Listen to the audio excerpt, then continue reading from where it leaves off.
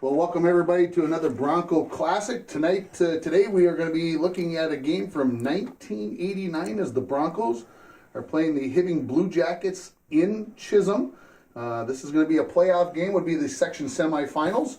Tim Ringhofer joined by George Frake and head coach of the time, Stuart Nordquist. The Broncos will be in the white jerseys as they are the road team. And this was the semifinal, Stuart, and we were just discussing before we started that this was a little bit of a revenge game for the Broncos, as the Broncos had lost 36-31 to Hibbing earlier in the season. Yes, we had. The fact is, this was one of the first teams that really emphasized passing was Hibbing. And, of course, we were very much a run-orientated team. So this is a game played, I believe, on October 29th. But, Stuart, this was a game that was played with temperatures near 80 degrees at the end of October. Yes, it was a beautiful day. And 1 week later, we played down in Duluth, and we had snow up to our rear ends. The 89 championship game that would eventually be won by the Broncos. Again, the Broncos are in white here. The two guys back by the kicker. Well, what was the idea behind that? That's the first thing that I noticed. They were the headhunters. Okay. They were out there looking for that football. So, George, you were at this game? I was on the roof at this game, spotting for Stuart, and I was up there with Howie Levine, and it was just an incredible day, and we really kind of took it to Hibbing. We were completely surrounded by Hibbing coaches on that roof, and there was no fence around there, so they were looking at us snarly like, but we were gentlemen, and we took it in good humor. This game, as we mentioned, was played in Chisholm. Hibbing was adding on to their school, so they had lost their football field where the new gym, the high school gym right now, that's where the football field used to be at. So that's why this game is be playing in Chisholm again. 1989 playoff game, Section 7A semifinals, the Broncos versus Hibbing. This is Clarity kicking off.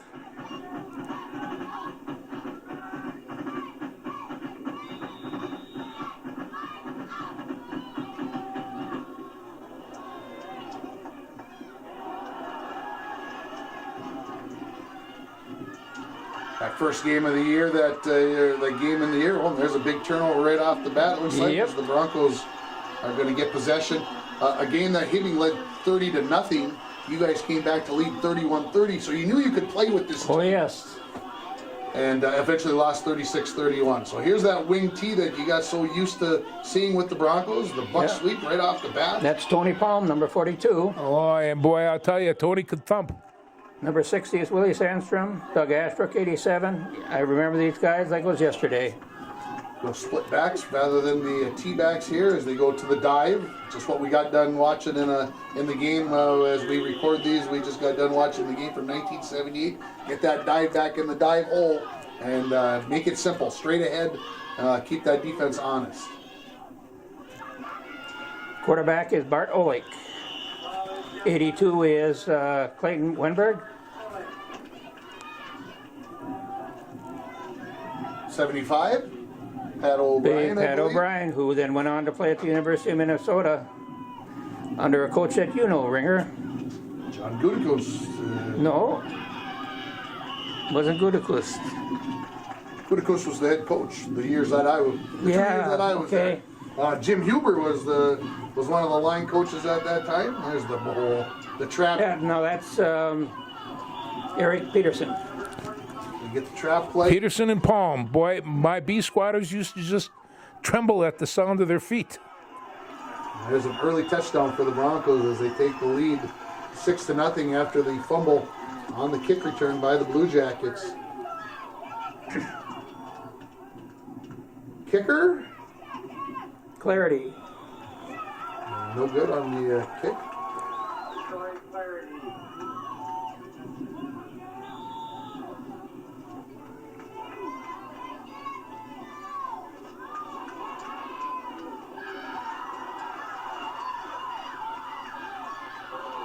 And another fumble, and They get it again. what were you thinking at this time, sir? You're thinking you knew you needed to come out and play well, but you get two early gifts, for lack of a better term. Right, there you go, gifts.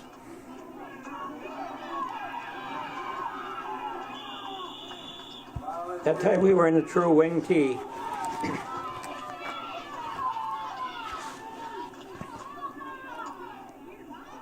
Halfback over on this one on the wing side. Get a little extra blocking out there. Very effective. Peterson and Palm were very, very powerful runners.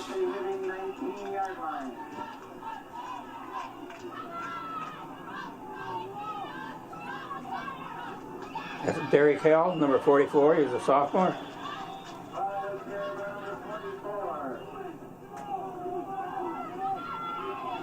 Again, just early in this contest, Broncos already up 6-0. Lots of room out there. It's Sam Keeney, 65, that pulled out in front. Yeah, Big Sam. He was he was a great lineman. Good kid. Look at this formation. Yeah, unfortunately we fumbled it. Yeah, that was You took that one out of the playbook. and was that an almost swinging gate? Was that what it was? That's what it was. And you ran it a little bit later in this ball game, as I recall. Yes, we did. So the Broncos up 12-0 now. Hibbing yet to run an offensive play. As Clarity has kicked off 3 times already in the game, so we'll finally get a first chance to look at that Bronco defense. You mentioned Hibbing able to throw the ball, one of those teams that was throwing the ball. How did that Yes. change what you guys did defensively, Stuart? Well, we pretty much played what we wanted to play. Even though they'd beaten us the first game this season, we felt we were the better team. We had to make some personnel changes. That's Clark, who's an outstanding player. Yeah, he really was. He'd get fired up. So 3 and out here for the Blue Jackets.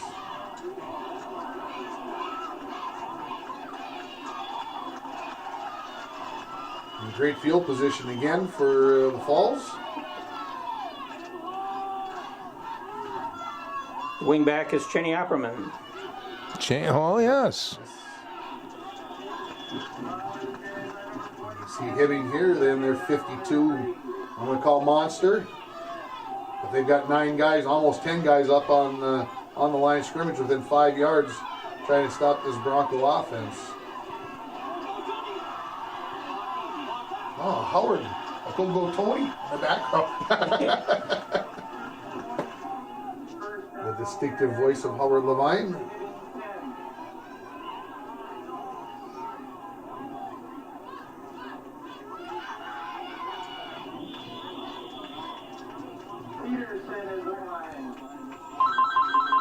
Broncos looking to add to their 12-0 lead here.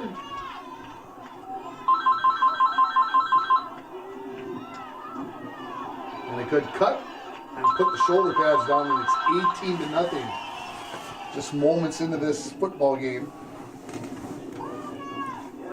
So what do you do with the kids now? You're up 18 points pending the conversion here. So you're up 18 points. What do you tell the kids? I mean, everything's come easy. They've had the ball 3 times. They've scored 3 times. Is it something, Stuart, where you had to say anything with this group? No, they were very, very self-motivated. We still remember that we lost the first game to them 36-31. Now, number 62 is the only lineman that ever played in the defensive secondary. His name is Nat Opperman.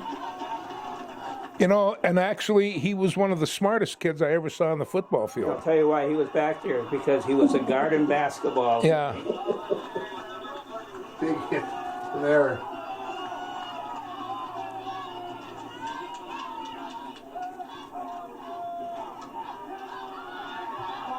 Hibbing kind of looks like they've abandoned the run, being down 3 scores. Well, they were our passing team. They were the first time we played them, too.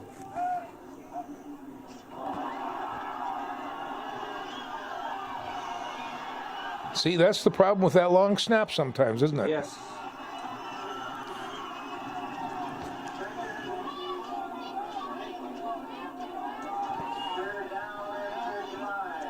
Third and 35, I think I just heard the announcer say.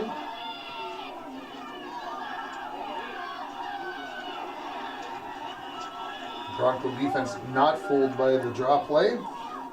Fourth down and 33. Number 81, Chad Bottom. Tackling punt formation for the Blue Jackets. I know who Pat played for. It was Wacker, Jim Wacker. Oh yeah, that's who. That's right. That's right. Jim Wacker. That is correct. Yep. So the Broncos start their fourth possession of the game on the 31-yard line, and this is the second worst field position that they've had in this game thus far.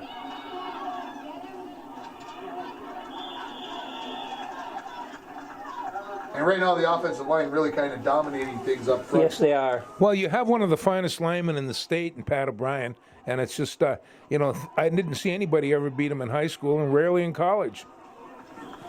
First down there for the Broncos. Well, he started 3 years for the Gophers. He started 3 years for the Gophers, and I never saw him make a mistake.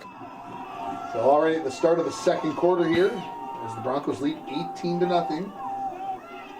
Ooh. I think we got a face mask. Is that the old 26 crisscross there? Yep.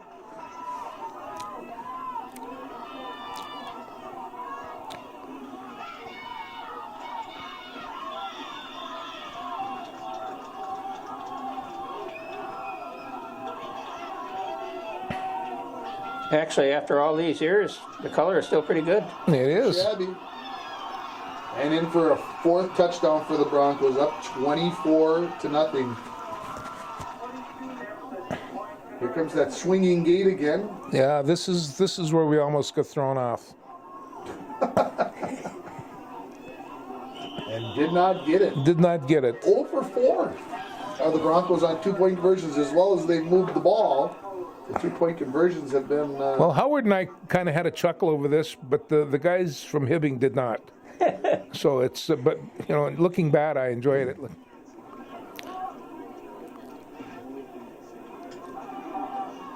As you said, the day was about 80 degrees. It was Oh, it was a beautiful hot. day. It was hot.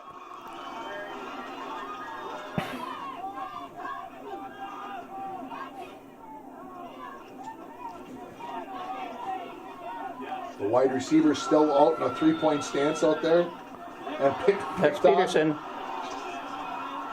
22, there's Ryan on my left. Oh, my good friend Ryan. So he would have been a junior with this bunch. Yep. The Broncos looking to add to their 24-0 lead. Again, just minutes into the second quarter.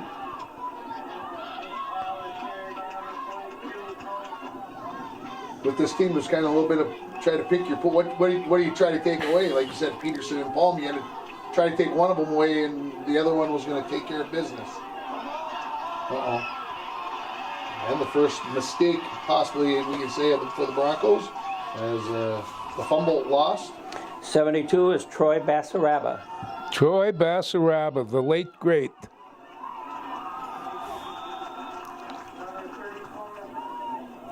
Loss of one on the play. Second down and 11.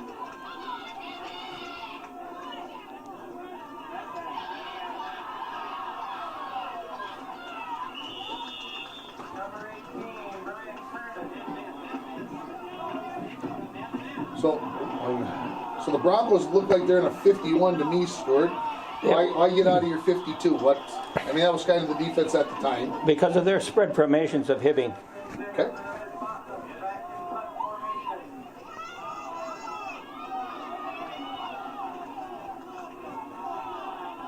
Actually, what we were trying to cut off so they couldn't have the slant pass.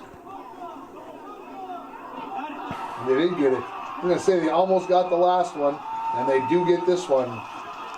And another great start for field position. When you think how many years ago, Ringer, this has been, the color is still pretty good there. Pick up those numbers well. Quarterback was again who? Bart Olick. Bart Olick. You said that, number 14.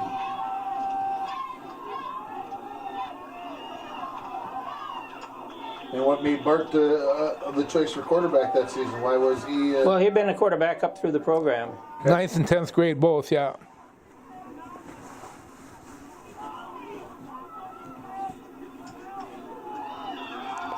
all of a sudden 30-0 in the first half, still in the second quarter. So I'm starting to think about this for the final score. The Broncos got to get a 2-point conversion here eventually. Is it this time? Yep. No, maybe not. No, it isn't. It's not. So 30, 5 touchdowns, 30 points. No 2-point conversion. Now, Stuart, would you say that you had Peterson and Palm pretty much split duties 50-50? Or I'm seeing Yes. Palm right now here as a workhorse here.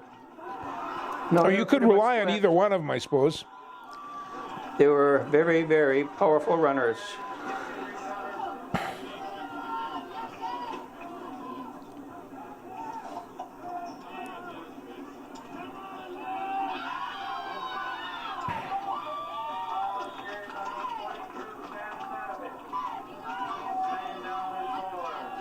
That was their big fullback, Sam Sadovich. Oh, I remember him, yeah.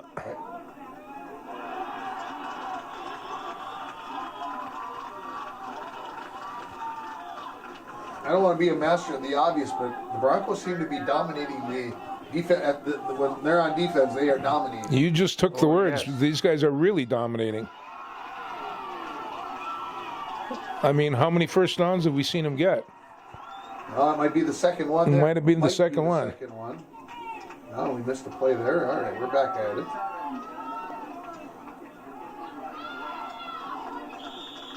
Savage is the ball carrier. Third down 5.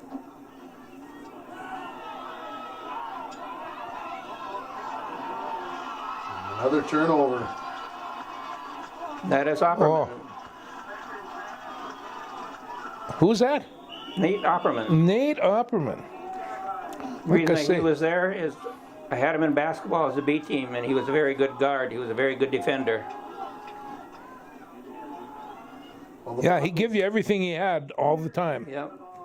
He's the only lineman that ever played in the secondary that I coached. Broncos, for the first time, start in their own territory. Long field to go, so almost 70 yards.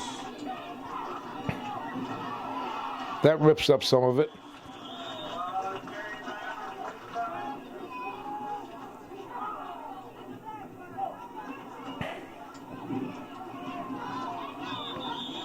Peterson is the ball carrier.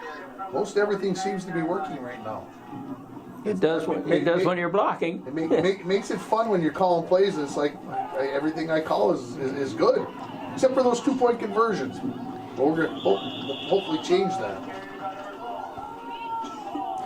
55 was the center, Sether.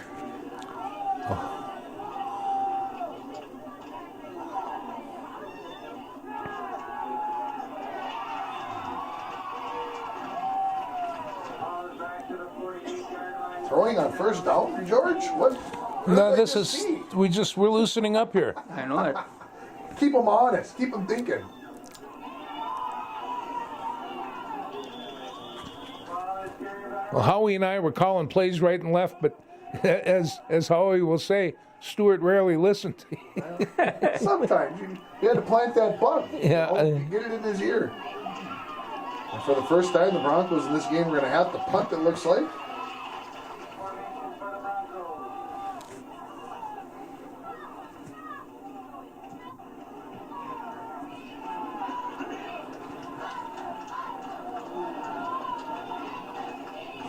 '87 is Ashbrook, Doug Ashbrook. Dougie. He was the most enthusiastic guy on the team, as I recall. He was a tough. He was. He'd stand on the benches and wave the towel. Ooh. He can throw the ball. Yeah, too far. That's an over almost a 60-yard throw there. That's pretty good. All right, we'll look at the tank. Halftime score 30-0 in favor of the Broncos. Chisholm baseball field. Okay. Broncos stretching out. I almost hesitate to hit the fast forward button because I know. So no. what are you going to say to this team at halftime? You're up there. You've beat them up pretty good, and so what are you going to say? Let's just keep it up. Or are you going to make Keep some it up. adjustments? Remember what happened last time. And remember what happened last time. That is a good motivator. Yeah, well, like you said, you guys down 30-0 and took the lead 31-30 before losing, so you know that it can happen, right? I mean, Yes. That's Roger. God, I gotta think of Roger Coombs. Roger Coombs. So the Broncos starting again in hitting territory. Well, that offensive line, Keeney, Sandstrom, Clark, O'Brien. pretty powerful with two backs like that.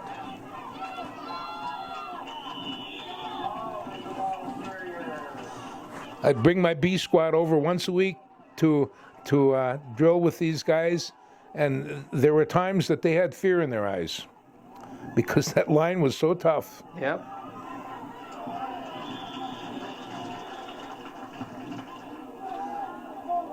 I know that you ran the ball lots with this team, obviously, Stuart, but are you really thinking we're bleeding the clock already? I mean, up 30-0, started the second half. Are you thinking we're not throwing the ball? We don't have to throw it. We can control the clock. Oddly enough, I can remember this stuff like it was yesterday. That's a pretty good run right there. Yeah, that's Peterson. All you got to watch is the Army football team. They run the same set. Well, I suspect you've probably watched this tape maybe in the 100 range. Oh, yes, many a time. And not necessarily to do any scouting, maybe just for enjoyment. Yeah. Well, today it's enjoyment. It's hard to believe it's such a nice day here. And 1 week later we're down in Duluth and it's snow up to our rear ends. And we won that game too. And then played Tino Grace in the playoffs. Right. I remember that. Yeah. And one TR McDonald.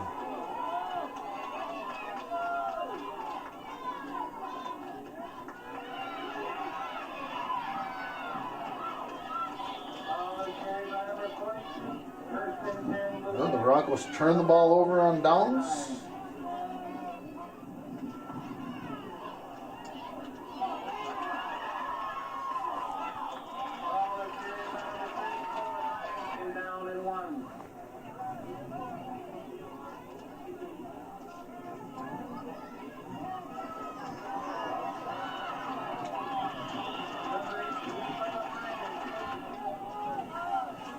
That line for Hibbing is rather large as well. Oh, yes, both they teams are. Really good size.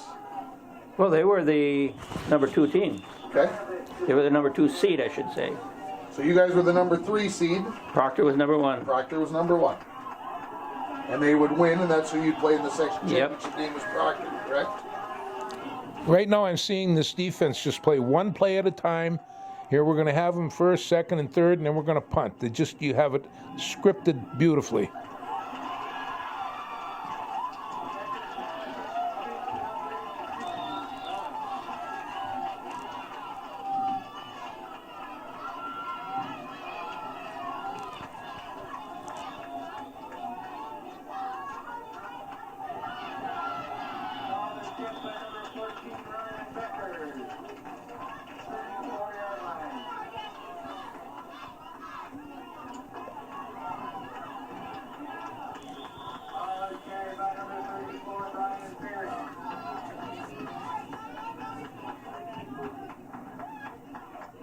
You notice the flanker was down on a 3-point stance. Yeah. That was something that was common. Ooh.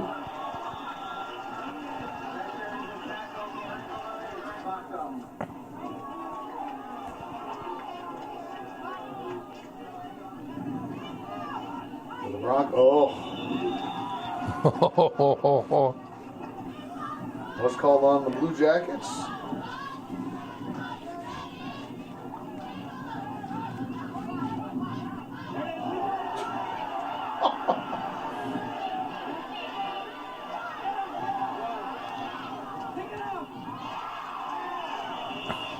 And once again, Great field position. The Broncos have only started in their own half of the field once in this game.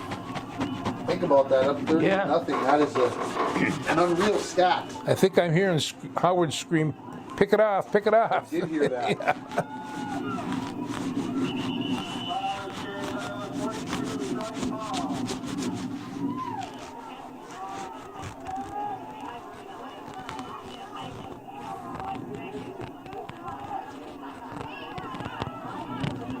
Okay, Stuart, I'm going to go back in my play. Is the fullback offset a little bit there? Not right behind the quarterback? Is he? Yeah, there was, like an well, now they're in a split tee.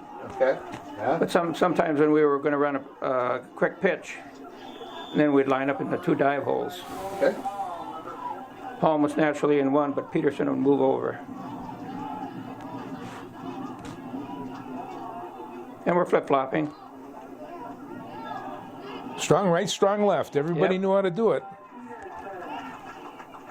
You know, surprising, George, we did that for 31 and a half years and nobody ever countered it. They never did. I was always surprised by that.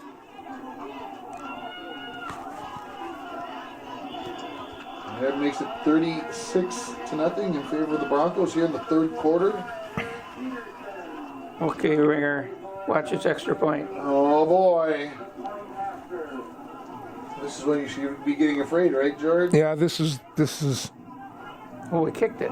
And he got blocked. Oh, we got to wait for the last one. So the Broncos 0 for 6 on conversions. On touchdowns, leading 36-0. And so now the start of the fourth quarter, as well as they change directions.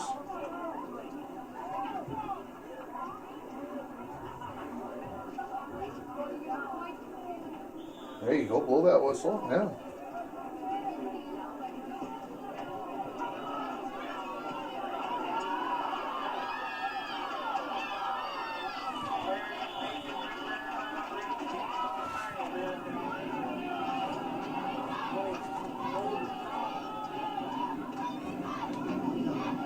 So I'm going to stop the tape here now. We talk about prevent defenses. We had a big conversation yesterday at the Thanksgiving table about prevent defenses. You never really believe in backing your guys up a long way, Stuart. Your secondary, moving them back 20 yards, 25 yards. George and I went to the Rose Bowl this year and watched the Gophers put the defensive backs, 5 of them, 50 yards off of the ball. Stand them on the goal line. Why in your mind did you not back people off like that and pretty much play even when you were trying to prevent defenses or offenses from doing big pass plays, why did you say what you guys always did even in the first quarter? I always felt it gave the other team an advantage of getting the ball and running. We're going to play our normal. You adjust to us. We're not adjusting to you. Okay. You know, and I always thought if I can put heat on the passer, that is probably the best thing that you Yep. can do. And the first thing that I learned was you drop that heat off and put him in the secondary, he's going to have time, and they will throw touchdowns. And Yes, I had they to will. learn that the hard way.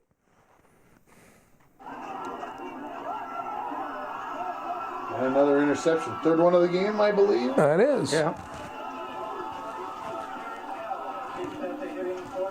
And of course, at this time, no starting the clock and running time as you would have this in these days. Now watch this dive play. All the guys up close.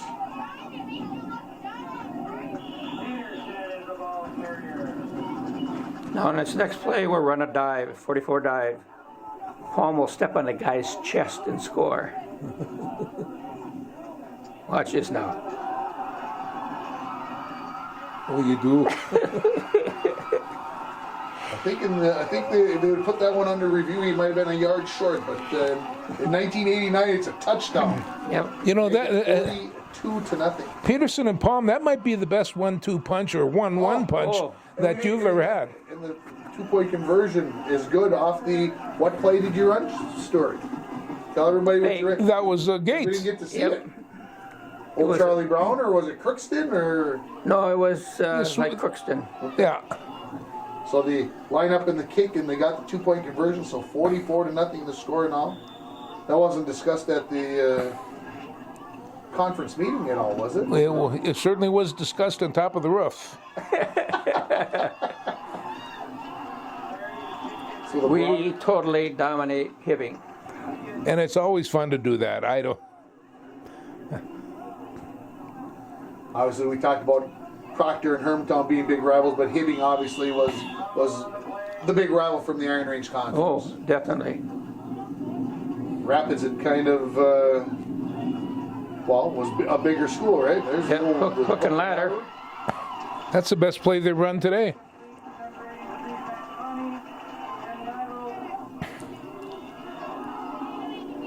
Oh, nice catch. Well, they had talent. I mean, they were number 2 seed. Proctor was number 1. You remember who was number 4? Hermtown? Nope. No? Greenway. Greenway. Oh.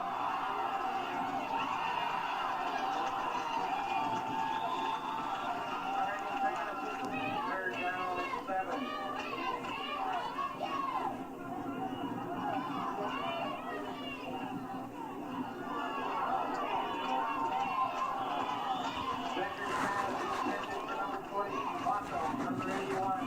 A big fourth down play here. Again, late fourth quarter now. As the Broncos leading at 44-0. Oh, they Oh, go for the fake, and looks like they may have gotten the first down. Enough. And it is. if he would have tried to punt that, I think Gary it might have Potter. been blocked. You're right. It is Gary Potter.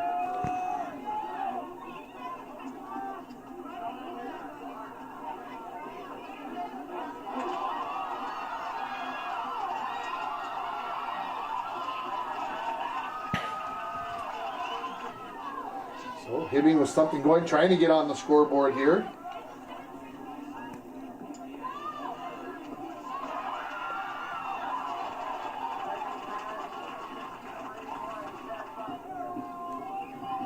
Yeah, when you come in and you're the favorite, you're the number 2 seed, and you get clobbered. That didn't sit well with them. No, and basically a home game. And a home team. Yeah. Yeah. Second down and 10 from the Bronco 19-yard line.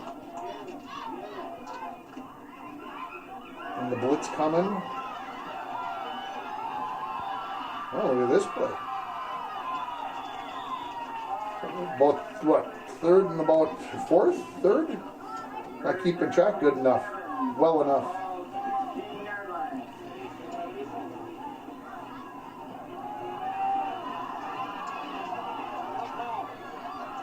That's some closing speed right there. Holy smoke. That's Peterson. That's Eric. Living back in town, by the way. I hope he sees this. So fourth down here, the Broncos come up with a stop. Ooh, and they do.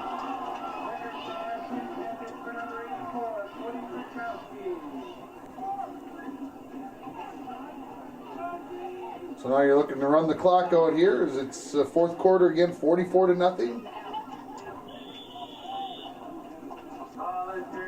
And a heavy dose of Peterson and Palm coming. Have we thrown a pass in this game yet? Once I think. When- It seems when? like maybe twice. One he got sacked on, so Yeah. Right.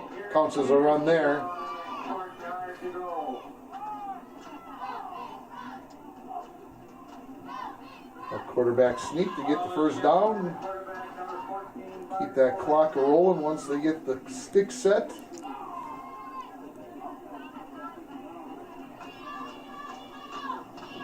Make sure you stay in bounce. Chris Todd over there. Yep. Yeah. Remember him.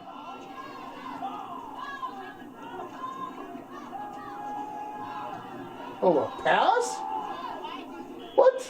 Well- You stopped the clock? What's he doing, George? I have no idea. He's trying to get you guys hurt up. Howard and I didn't call that one, that's for sure. Hey, that's it. They call that from up above. Yeah. Yeah. I think I just saw the box. Could have. It could have. We had it. We had that Here box. comes the Fumble the subs. ball. So Hibbing takes over. Oh.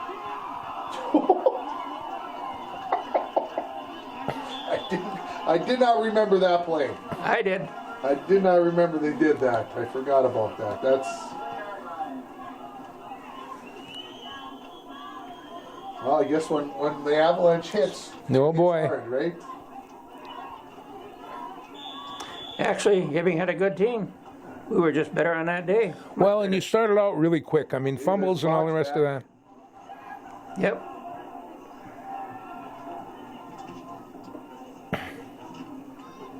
Second team in for the Broncos Yep. here. 3rd down and 6. I suspect that season they got a little bit of this. The Yes, they mop-up did. time in a few games for the team that was this successful. Ball is carried by number 34. 1st and 10 Broncos from their own 45-yard line.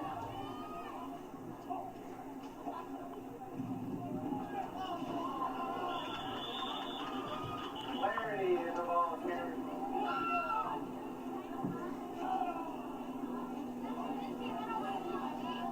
The play calls don't change much, George. No, The it's just second string or the first string didn't. every play call, with the exception of the swinging gates, I'm very familiar with. Oh man, that was.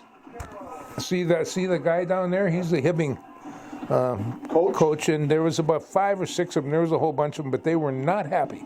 And Howie and I were trying to remain cool, calm, and good winners, kinda. Yeah. That was really an incredible football game. That was a very Murray good was in a football state of team. shock. He couldn't believe they got hammered like that. Yeah, I don't think any team that comes in as the number 2 seed thinks they're going to lose 44-0 on their home field. Correct. It was one of those games that, obviously, with this 89 team, you mentioned Gold Play Proctor in the section championship at UMD the following week, right? At UMD. Yep. With the snow that came the following week, and then, of course, the season goes to Totino Grace, right? Because that game Right. was at Totino Grace at 89, Correct. right? Correct. 88 in the Falls, 89 down there, right? Yep.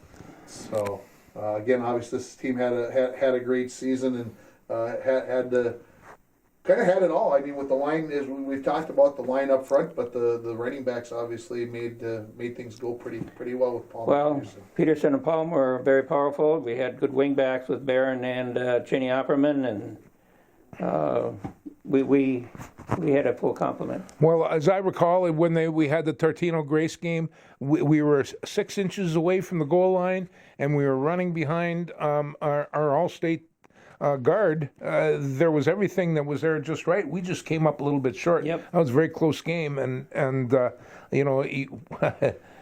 when you were pounding it down that low and you miss it by that much. The 88 team went to state as well, Stuart. This is the 89 team. What was the number 3 seed? What happened? I'll say it this way. It sounds maybe a little stark, but what happened? Why was this team coming off a section championship with some kids back, a lot of kids back, all of a sudden sitting as a number 3 seed? What was the difference with that team? Well, we lost early. To Hibbing. To Hibbing. And we had to make some wholesale changes in our secondary. Things didn't work out with some people that we had put back there, and we had to change back. And So that's when you went with Nate Opperman back there? no, it wasn't. Actually, it was a kid by the name of Larson who was back there, and another one I think. But you ended up putting Opperman into the spot, right? Or Yes. so. But you felt like that was Well, and Barron was a big part of it too. Yeah, Number 27. yeah, hardcore little kid, yeah. Yep. Well, that's going to wrap it up for this edition of a Bronco Classic. The Broncos defeating Hibbing in 1989 by a final score of 44-0. For George Frake and Stuart Nordquist, I'm Tim Ringhofer.